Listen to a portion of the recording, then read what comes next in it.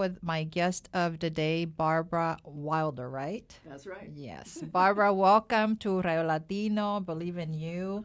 And, this is, I think it's my 6th or 7th episode because it's a newer show. I was on another show. So happy to have you because we have a very interesting topic today. Well, it's really wonderful to be here. Thank you for inviting me. And by the way, this is Barbara's book. Barbara has a very interesting, among other things that she has been doing for many years, as I read in her bio. This has been one of her projects, and you have actually, her book is called Money is Love. It's reconnecting to the sacred origins of money, which definitely intrigued me when I met her a few weeks ago, and I thought, I cannot explain it. She's the master at it, and she's probably the only one talking about money is love, because that's kind of like it's like a conundrum, right? It's like a controversial. Money is love? Are you kidding me? There's so much stuff, attached to money. Greed and fear, tragedy, blood, like you said. So how is it that you arrived at this Money is Love? First of all, when did you write the book? I wrote that book a long time ago. I wrote it in 1998, and it was published in 1999. Wow. So, yeah, it's been out there in the world for a long time. Almost 20 years. Almost 20 Yes. years, yeah. So, and it's sort of something that came to me without me in any way looking for it. I was, I lived in I had just moved from L.A. to Boulder, Colorado after, when I first heard about it, right after my mother had disinherited me, and Oops.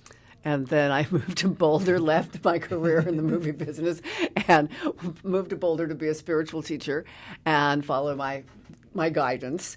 And then everything fell apart, even worse, and than being disinherited by your mom, and went bankrupt. Oh, wow. And there I was, bankrupt in Boulder, and with my husband, and things were just, oh, and then we got evicted. Then we got evicted from our rental house. Wow. So, talk about overcoming adversity, yeah. right? And I'm going, what is going on? I'm on my spiritual path. I'm doing my meditations every day. I've been doing it by that time for like about, 15 years or so. And I thought I followed guidance. And then one night, we somehow, a miracle, we got evicted, and somehow with no credit, obviously, with bankrupt, we found a beautiful place to live because we're always being taken care of. Because we're always being taken care of. And some people came to our house for dinner, and they were going to go to the birthday party of this 80-year-old British man who was in Boulder talking about crop circles. I don't know if you know about crop circles, but they're this phenomenon in mostly in England where this magical things happen in crops. But I'm always been fascinated by it, so they invited me to go, and I went. And we were there, got there late, and it was somebody's house, and he was standing on the hearth giving a little talk. He was just adorable, and he had a little white ponytail and everything, And so he's talking about crop circles and all these things he knows about them, and all of a sudden he looked at me and he stopped talking. And he said, I just have to tell you that money is love. And then he went right back to where he was talking before. So a message for you. A total message. It went directly into my heart. And I went, oh, that's true. I'm just standing back there all in my own little bubble going, that's true. And then my brain, went, what do you mean it's true? You're bankrupt, you're disinherited. Money is not love. Money is You have no money, and right. you're thinking. But what were your thoughts at that point? Let's pause for a moment about money. When you got evicted, you were disinherited. I mean, all of that. I mean, were you angry? What was going on? Well, I think I was more depressed than angry. Okay. I think because what happened with my mom took me into depression. because she told, because, you know, because it was kind of a big deal, because she had always told me that everything was split between my brother and I. And then 24 hours before she died, she told the doctor that I was her bad child. And then we read the will. And so that was something that had to take me, it took me apart. It broke my heart. And I didn't know how to fix it. And that's what then, the depression kind of took me into that place. But I was always staying in my spiritual path. But I didn't know, but I hated money. Okay. I did not know that. That I learned from my work with Money is Love. Now, you said you also left another career in entertainment. So how were you making a living up until that moment when everything was upside down? Actually, for 20 years, I was a production accountant in the movie industry. I worked on features mostly, and but I was also a writer, and I did a myriad of things in the movie industry. But one of the parts that I did was accounting, and I had no training in accounting. I was trained as an actor and a dancer. Okay. You know, I have a BA in theater arts. And you end up in accounting. I wanted to produce movies, and somebody called me up and said, "There's this job, and you're going to be the production secretary." And I went, "I don't know how to type," and and I got there, and I got the job. I got the job for absolutely nothing. The person that hired me didn't even ask me for a resume or anything. Wow. I just got the job. Okay. And then I taught because it wasn't production secretary, it was production set, because it was low budget features, and it was Roger Corman's brother, Gene Corman. We made black exploitation movies in the 70s. Wow. And it was really fun, and worked with great people, and so I was the production secretary, which is now called coordinator, and the production accountant, and the assistant to the producer. I was all these things. I had no idea. I didn't know how to hit the hold button on a phone. And I taught myself. But you learned. I taught myself. Yes, must have. They must have liked you, your energy, your personality, and you probably had a doer attitude. Yeah. Yeah, and so,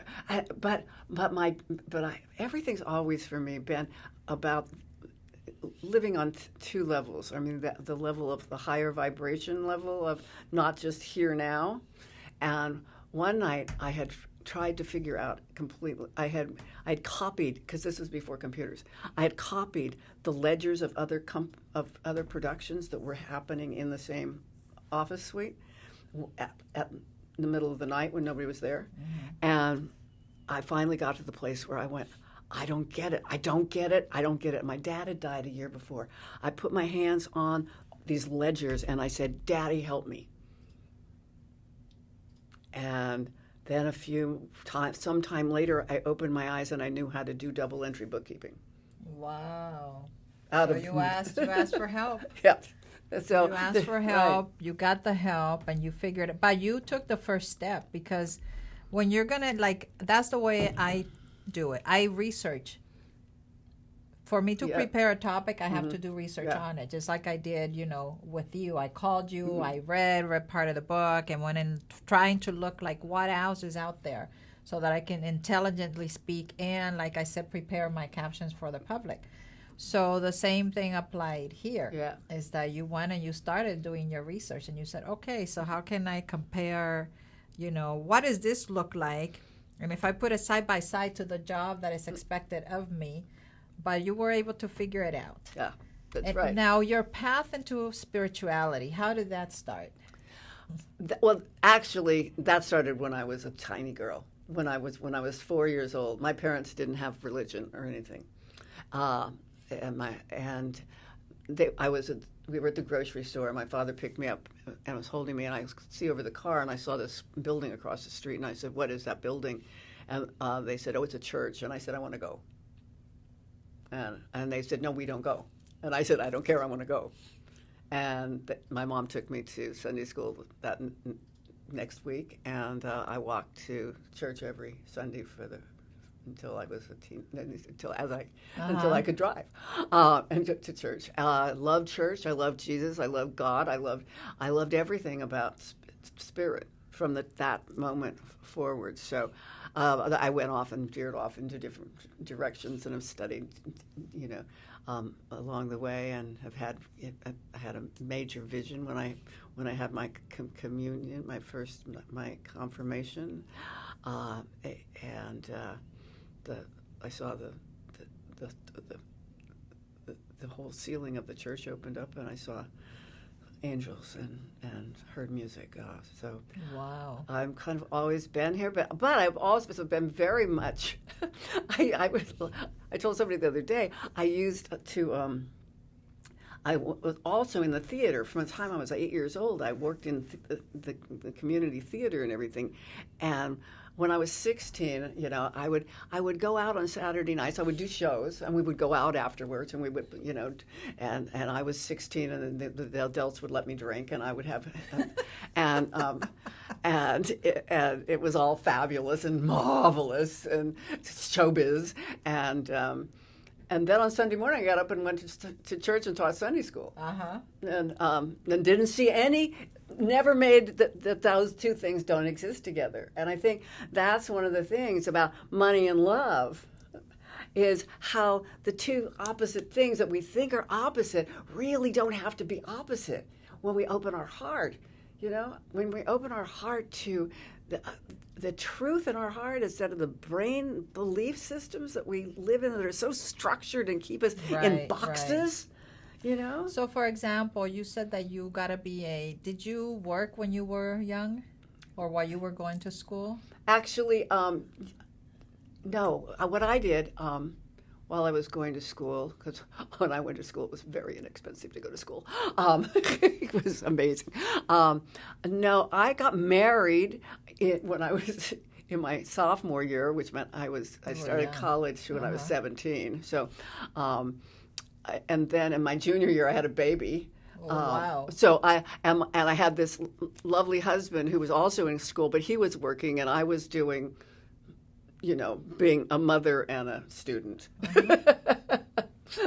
And then I came to Hollywood. And then I came to Hollywood to be an actor. You did it. I mean, you graduated. Right. You went through all of that. Because Right. I'm trying to gather is like, where did you have this issue with money? Because it starts somewhere. Oh, it does. Yes. And mostly it starts in the home. Yes. It starts in the home, and my parents were the parents my mother was from the Depression era. Okay. And so she brought that poverty consciousness that there's never going to be enough. You're never going to have enough. We're always going to be struggling. My father was much, much older than my mother. So he was from the era of, he was from the 20s, and he was like... that was different. Very different. The roaring 20s, the partying and all of that. And he made good money. This is unbelievable to people now. I can't believe it was even true, but my mother says this is true, and she was so specific about things. When my mother met my father, he had 400 suits. Oh my goodness. He lived in a hotel, in a beautiful hotel, in Sacramento, where he lived, in a fancy hotel. He had a valet. Wow. This was like in 1935, in the middle of the Depression, by the way. But he made money during the Depression, just because he just believed in it. So I grew up in this contradiction, this incredible contradiction that has been really dogging me all my life. How interesting. Yeah. How interesting. Yeah. Their father, very in abundance, and he had no issues with money. Yeah. He embraced it. He attracted that and had a certain lifestyle. And then your mom came from another era where it was like scarcity. Right. And she won. Mentality. And her low belief won in the family.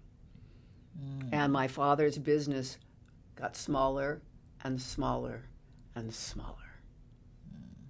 And it's interesting how much more powerful the suffering and poverty and lack consciousness has over the joy of abundance.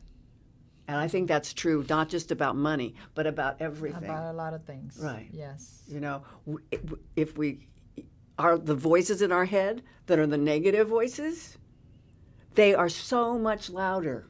They're louder. Than the positive. Yes, because even when we want to get out of a bad situation or a bad relationship, whether that's love or friendship or even business, it's very hard. Yeah. We may step away and then we go back to it, and then we repeat it until finally. They say that you keep doing it until you learn the lesson. That's right, and that is the truth. But sometimes trying to find out what is the lesson.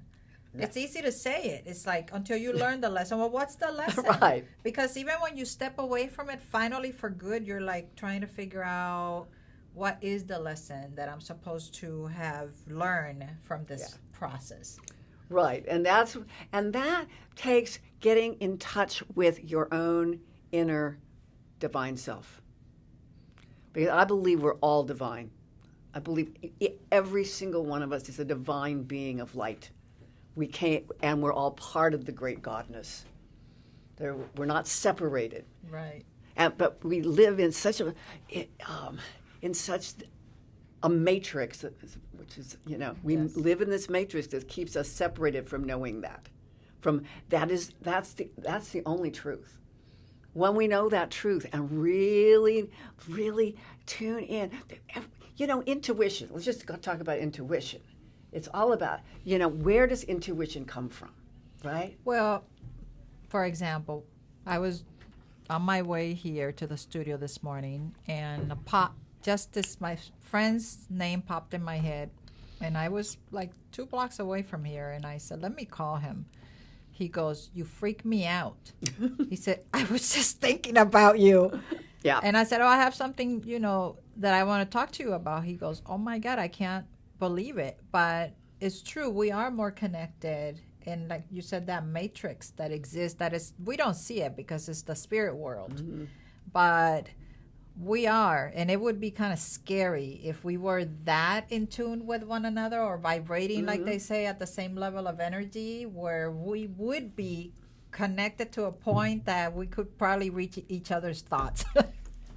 Yes, but and that is kind of like, ooh, I don't know if I want to do that. But if we move into the connection we have with our higher selves, with our divine selves really are divine. And all the thoughts of our ego selves is not at that level. At that level, when we connect at that level, we're connecting just on the vibration of love. And when we're connecting at the vibration of love is what we really are all actually doing. It's when we move down into this level of ego and and the fear that guides that we fall, that we forget, that we simply forget, but we can always tune back into. And there's the moment when you have intuition, when you have a feeling, a gut feeling, when there's a gut feeling, right. I know I'm supposed to do this, or I know not to do that. That is that connection of your higher self who created you, who created us, talking directly to us. And it comes through our heart, it doesn't come through our brain. And it's that voice that many times I can kick myself for not having listened to it. Yeah, exactly. Time and again. Yeah. The biggest lesson coming out of my divorce was that I did not listen to that voice enough. I dismissed it, and that when you have it, you really should follow it and pay attention to it because it's usually right. Yeah. And actually it always right. Yeah, you're right. It's always right. Yes, because then I regret it. The times that I do it, it's like yes, and the times that I don't do it, it's like I should have. And it happens because in our brains, the fear lives in our brains. Fear doesn't live in our heart. Fear lives in our brains, and fear makes makes us think that we must control all situations. And I know I'm talking to women, a lot of women here, and that we try to make it good for our kids, for the family. We try to make it all work. And we're really good at it. But when we just relax and let the control go and sink into our hearts, all of a sudden we can embrace our children and our businesses and our lives and our families and our husbands and whoever in this vibration that is higher than the fear vibration, and it's the vibration of love. So let's talk about this money is love, Okay. and how at that moment you received that message and you decided to research I did. on it. I did. I went, okay. And you went all the way back, I mean, like before Christ and all of that, Yes. to understand the history of money and how money was utilized back then. I did. And it was, I had to go, I read books. I read all the books I could, but I couldn't, and I went all the way back to like 5,000 years ago when coins were invented. And then I went, okay, that's good, but this isn't the origin, because my dad always taught me that, you've got to go back to the history to know the future. And this wasn't enough. I was getting that that's not enough to know. But I've been doing a lot of research on a Celtic novel and learning about prehistory and even prehistory before the Celts. Oh, because you were going to write another book. Right. Right? Right. So that took you off track. Right. Yes. I was really into it. Yes. Actually, it turned into a screenplay, and I'm actually all these years later, I'm putting it back. That screenplay is back out into the world because it's a powerful story about a powerful woman, two powerful women, and so I realized I had to go back to when we were in the Neolithic era, which is the era that started about 50,000 years ago, or not really. Neolithic is more 20,000 years ago, and came up to 5,000 years ago before we came into the era we're in now, that we're now leaving, by the way. We're about to leave this era that's been the dominator era. We're about to leave it. But this is where it gets very complicated, because there's been so much that went on. But originally, money was just what we shared between each other. It was only and first it was all about just the Mother Earth giving us everything we needed. But in which form was it created? For example, in the Neolithic era, were they dealing with metal like coins, gold, or were they trading? They were trading. They were trading, and Yes. even before that, in Paleolithic, the trading started just by, first of all, two different tribes meeting and saying, "Oh, look, I just, we just killed a woolly mammoth and we have all this meat." And another tribe comes along and they've never seen another tribe. Can you imagine? But that has been so exciting. And they say, "Oh, well, we've been getting these berries and getting all this stuff. I'll give you some of this if you give me some of that, and then we'll have a feast." So there was no currency. The currency Right. were the goods. The Because currency even were the for goods. the Mayan culture, same thing, Right. is that they were trading, let's say, fabrics like silk Oh, yes, for absolutely. jewels, Right, or and that- for grains and things like that. Exactly, and that lasted through the Neolithic and way up until about 5,000 years ago, when we made the first coins. And we started making the first. We discovered gold and silver in the Neolithic era, but we didn't make it into coins. We made it into beautiful things. Right. We made it into chalices and cups and everything. And then, because everything up to this point, we had been connected to the Mother Earth. This is the key. up until the point when we shifted into money as coins, everything about we knew came from the Mother Earth. Our water, our food, our shelter, everything came from the Mother Earth. So we always did ceremony with her, with her, and saying grace is still a remnant of that, right? We gave thanks, but we did, and we thought of her as the divine Mother God. Because it gave us everything. Right, because she gave us everything. We Yeah. didn't have to. Right. We didn't have to do anything except be with her, and then she kind of guided us where to find the berries and guided us where to hunt, and we gave all this. Everything was It's interesting what you're saying is true, because there was a respect for Mother Earth. Yes. There was respect, and it was honored, and everything that they collected at the time, it was thank you for these blessings and for providing. And you know what? That's not the case now. Deforestation is one of those examples, and everything, even polluting. Although now we have vehicles and buildings, and as I look out this window, and I'm like, wow, look at how much the landscape has changed. You have the mountains, Right. over there that have been untouched, and thank God they're protected. Yeah. But everything else is up for grabs. Yeah, and that's what happened, is we went from a very feminine-based culture all over the world to a very masculine-based culture, and it's more like. And it's not about putting men down. I really wanted to say we needed to go and grow.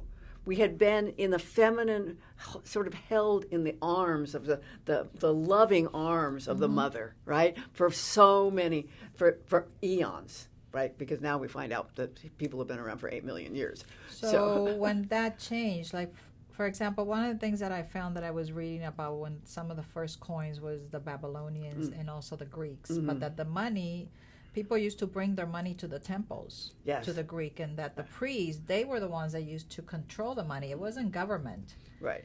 It was the priest or whatever they called them at the time. Right. They were the ones controlling the currency. Right, because money was sacred, because gold and silver were considered sacred, because before we had abstract thought, which is when the shift happened, when we went from literal thought, where this is wood. This isn't, and it's not WOOD, it's wood, right? Until we could think of things as symbols. Back then, when we first discovered gold and silver, I just had this real marvelous vision of the people holding the gold in their hands and knowing, since everything was the Great Mother, everything was God, that the gold was the sun, and the sun was God, and the gold was God, and they were the same. And that's why some of those cultures associated gold with the sun and some type of deity. Right, exactly. Because it was not the same for the Greeks than it was for the Babylonians, but it was still related to the sun. Always the sun, right? Always the sun, because it was before we made this change into separating, into becoming separate. When we became separate, when we decided, when we had access, and there was the silver from the moon as well, so that that was gold and silver. And that's why we made money out of gold and silver, because they were sacred. And that's why they were in. And when we began to have this new culture of, because up to this point, we lived in a tribal way, and there was no leader. There was the council of elders, men and women, but women very much an possibly the most important part of the culture.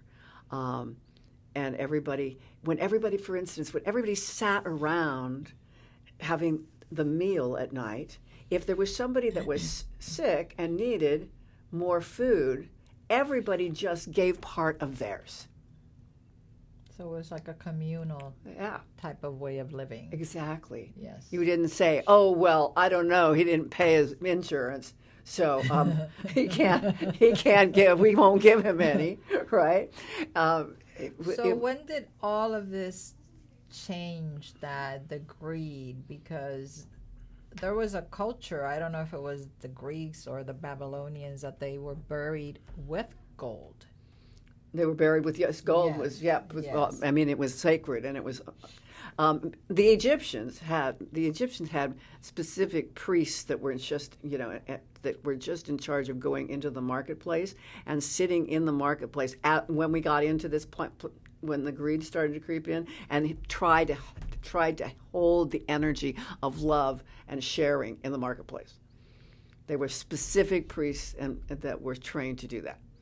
Well, I guess they definitely had a high belief in the power of it, because look at what the Egyptians did, where the coffins were completely out of gold. Right. I mean, that's like tons of gold Right. just to make one and embed it with other stones. So very interesting. And then we got into a whole nother era. It's like, when in the world did this whole concept of money and currency Well, by the time in Egypt and in Babylonia, which was even before, and then the Greeks come even a little later, we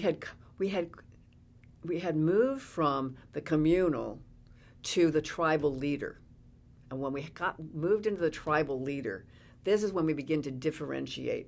We needed to learn how to be individuals. And tribal leaders became the first individuals, and they were men. They were men, and they had this charisma. They were like, it just sort of happened. Like we're seeing it in our era now, when there's the new younger people that come in that have a different kind of way of thinking that is more about what we're moving into now, which is partnership and community, which is going not backwards, but forward. And so, but to individuate, we had to figure out how we were different. And to be different, you had to, how they figured out they had to have more of something. Well, but when you start to separate, everybody wants to, let's say, create their own brand, differentiate themselves. Right. And now they have a responsibility, because they're being followed by a group of people. Right. So they have to become providers. Right.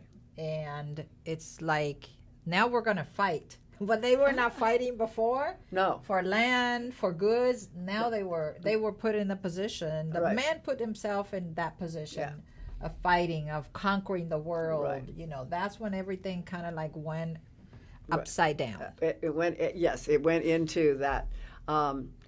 And the amazing thing about this past 5,000 years, and it really is we're really going to move out of this really quickly. It really, we're in the process of doing it. The dominator society, Rianne Eisler wrote a brilliant book called The Chalice and the Blade, which really brings this understanding for anybody who really can get down into and wants to learn about how this all really works. That we have been living in a dominator society. We lived before in a partnership society, and we're moving back up into a new kind of partnership society made of individuals. Before, we had a partnership society that was made up of members of tribes. Now we're going to create this global tribe, and we're in the process of doing it. We're creating this global tribe that is made of individuals.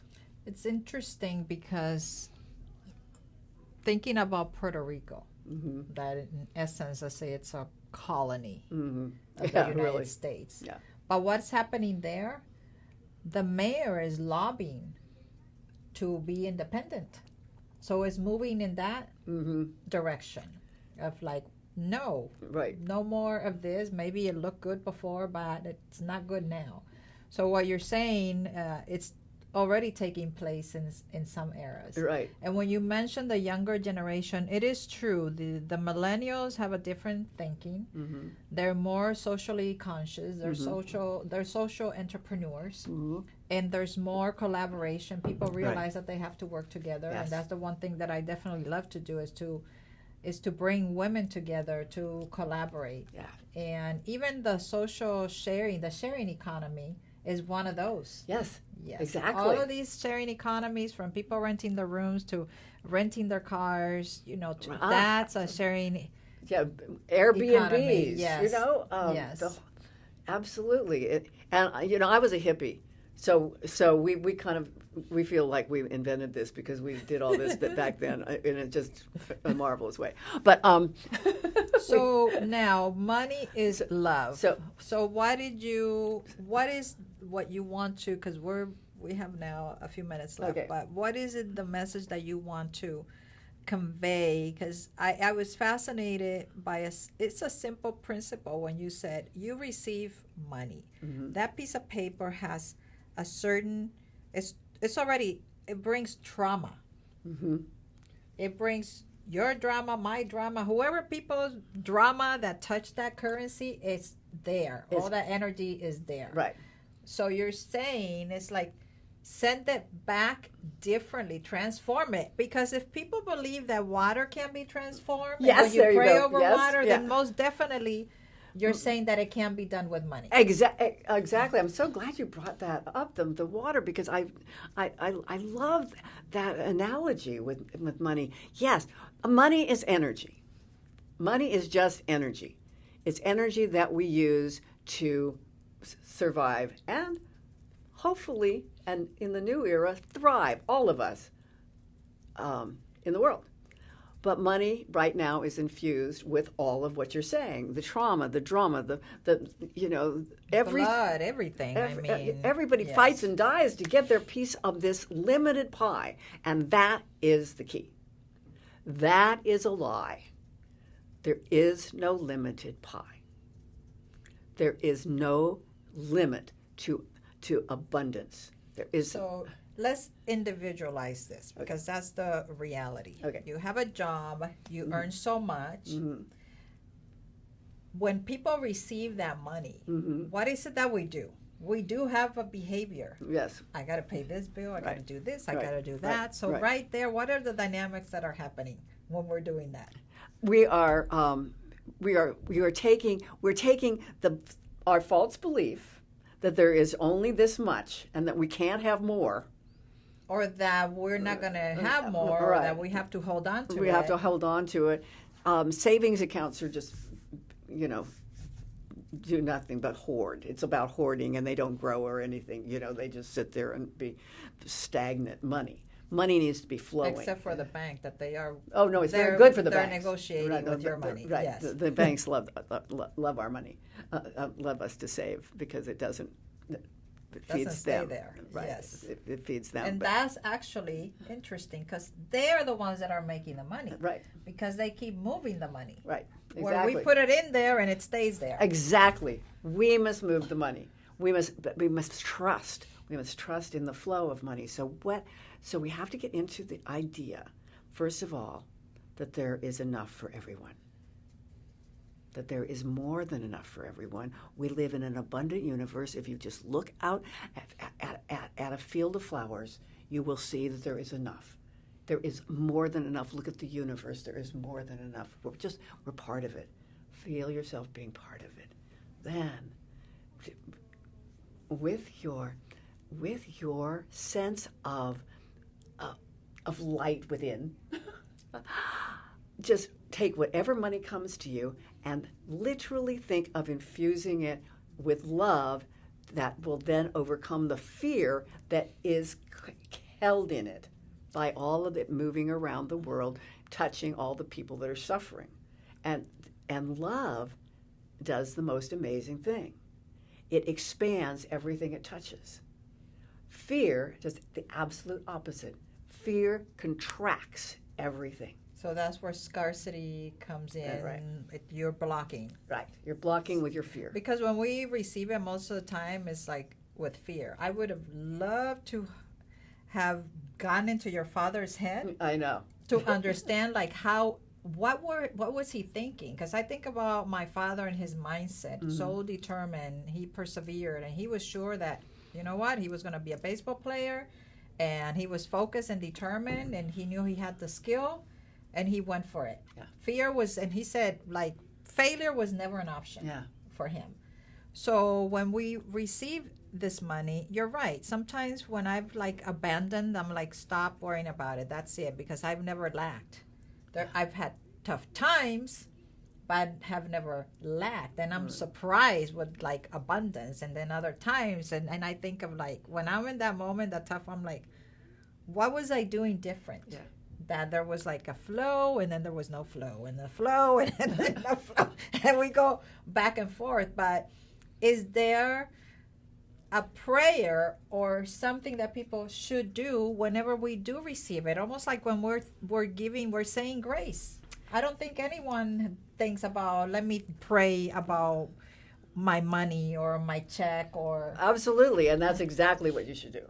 And what the simple thing that I teach everybody is first just to say, when you receive money, say the simple prayer, money is love. Just that. Those 3 words shift the energy. And then when you spend money, you think and feel money is love. When we used to have checks, I used to have people write money is love on every check. And still, we can still write money is love on our credit card slips. You know, when they even on and put it on your PayPal. Money is love when you're paying online. Say those words every day around money, and it begins to shift the way you feel about it. It's not that money. It's about creating money as love. It's about taking money as fear and turning it into money as love. And then when you spend that money as love, you're sending love, the energy of love, out through all of the networks on the planet. Because money moves through all the networks. Right. Everything. It touches everything and everybody. And the more you, just one person at a time, and then it touches another person. It's like, you know, when you say good morning and smile to someone, and it makes their day and things go better. Absolutely. If you hand somebody money filled with your energy of love, you don't even have to say the words. They feel it, and it goes out, and that goes out into the world. I love the writing, money is love, on your bills. I think because the next person's going to see it. Right. So you're sending them the message. Right. So that's one way to definitely spread it. That's a great Yeah. idea. It's like message in a bottle type of thing. Right. Yes. I had I taught a class on the phone to England about 10 years ago or so, and the woman called me back or emailed me like a couple years later. She said, I got change, and it was the change that I wrote Money is Love on. I got a bill on, you know, a £2 note or a £10 note. Wow. And she knew it was hers, but it had been touching all these different people and came back to her. Right. So, I mean, we have to remember that we give money as love, but we receive money as love. And receiving is a topic for another conversation, especially for women. Wow, very interesting, Barbara. I loved it. So you heard that pray over your money, be thankful for it. Gratitude. Yes, be thankful for it, because I never thought of it. I say thank you even when I find a parking spot. Because sometimes in some places are so difficult to find. Oh, yes. But we would like to, for those that are listening, los que nos están escuchando, nos están viendo, we are going to give away this book, and you're welcome to put your comments into the comment box of our Facebook Live, or send us an inbox at Radio Latino's messenger inbox, so that we can pick a winner. But this has been a great, very interesting topic. I think that very insightful. And thank you so much, Barbara, for being here with us and sharing your love and, your concepts and this great message for the world. And looking forward to having you again. because I am going to finish reading that book. And that's a promise I'm going to hold you to. Yes. Okay. And thank you, wonderful. everyone, for tuning in to another episode of Believe in You through RadioLatinoInc.com. And we will see you next week. Hasta la vista. Believe in You